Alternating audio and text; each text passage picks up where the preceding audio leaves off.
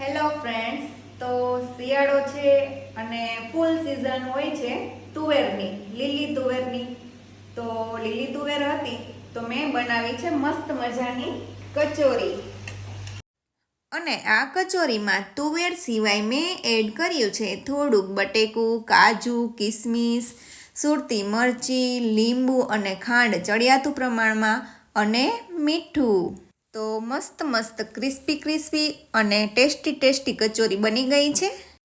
અને કચોરી સાથે મેં બનાવી છે ધાણા અને મરચાંની ગ્રીન ચટણી, આમચૂર અને ખજૂરની મીઠી ચટણી. શિયાળાની આવી કડકડતી ઠંડીમાં જો આવું ગરમ અને સ્પાઇસી ખાવાનું મળી જાય તો એની મજા જ કંઈક અલગ છે. મમ્મા કચોરી મસ્ત બનાવી છે. તમને આ ખાવી હોય તો આવી જાઓ. વિડીયોને લાઈક, શેર, સબસ્ક્રાઇબ કરવાનું ભૂલતા નહીં. થેન્ક